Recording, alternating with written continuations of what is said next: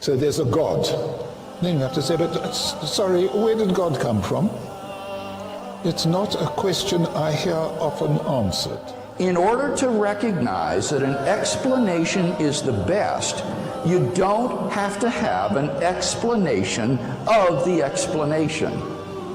In order to recognize that an explanation is the best, you don't have to be able to explain the explanation. Folks, this is an elementary point in the philosophy of science. Suppose astronauts were to find on the backside of the moon a pile of machinery there that had not been left by American or Russian cosmonauts. What would be the best explanation for that machinery? Well, clearly it would be some sort of extraterrestrial intelligence that had left the machinery there. And you don't have to have an explanation of who these extraterrestrials were or came from or how they got there or anything of that sort in order to recognize that the best explanation of this machinery is intelligent design. In order to recognize an explanation as the best, you don't have to have an explanation of the explanation. In fact, when you think about it, requiring that would immediately lead to an infinite regress of explanations. You would need an explanation of the explanation, but in order to recognize that as best, you need an explanation of the explanation of the explanation, and then an explanation of the explanation of the explanation of the explanation, and so that nothing could ever be explained. One of the outdated philosophical cliches, in my opinion, is that, well, who created God? We hear that all the time, and they think it's a baseball bat against the theists. But it's made of sponge. And let me tell you why. If we say, what caused the cause that caused the universe, then let's continue. What caused the cause that caused the cause that caused the universe? Let's continue. Then what caused the cause that caused the cause that caused the cause that caused the universe? Let's carry on. Then what caused the cause that caused the cause that caused the cause that caused? And that goes on and on and on backwards. But at one point, I have to have an uncaused cause, or there would be nothing in existence today. Think of a string of dominoes. You have a domino that knocks over a domino that knocks over a domino. I have to have a first domino, or that string of falling could never start. So in essence, to claim who created God or what caused the cause of the universe is the equivalent of saying that we don't have a universe, that we don't have a universe.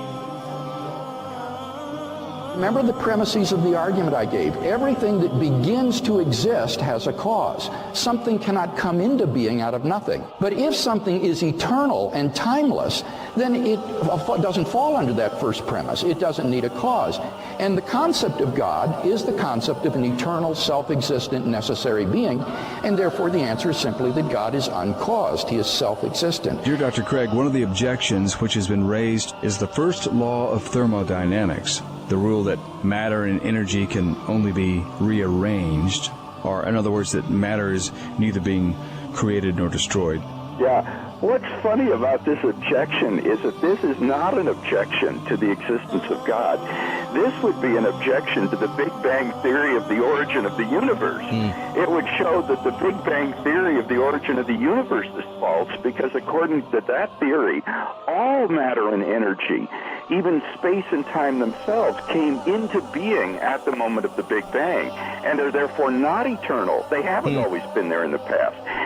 So if these fellows were right, all contemporary cosmologists who believe in the Big Bang theory of the origin of the universe would be contradicting the laws of thermodynamics, and that's hardly the case. Why?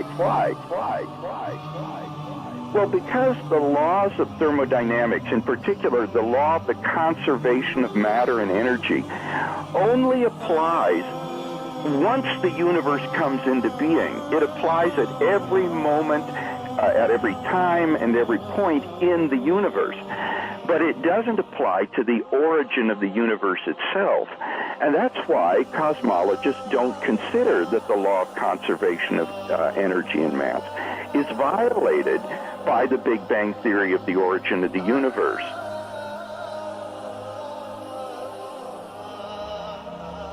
In fact, the atheist fellow mentioned the laws of thermodynamics. He might have wanted to talk about the second law of thermodynamics, which says that in a closed system, things tend toward increasing disorder.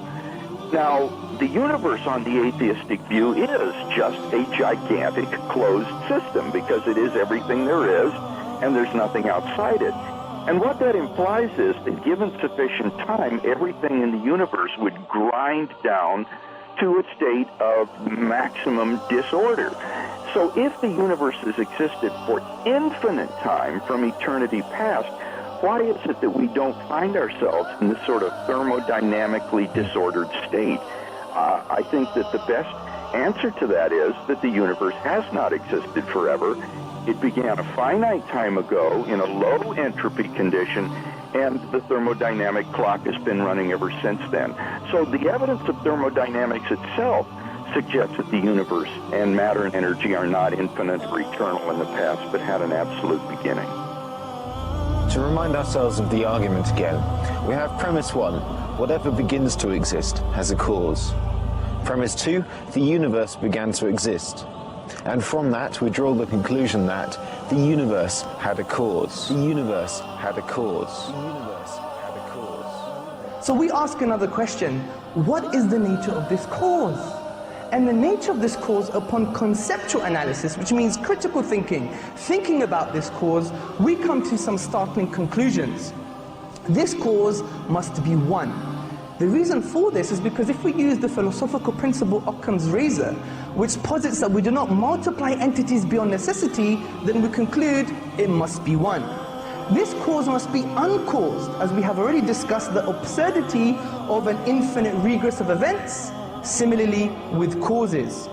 This cause must be immaterial because it created the sum of all matter, which is the universe itself. Significantly, brothers, sisters and friends, this cause must be personal. The reason I'm saying this is how else can an eternal cause bring into an existence a finite effect, the universe that had a beginning in time?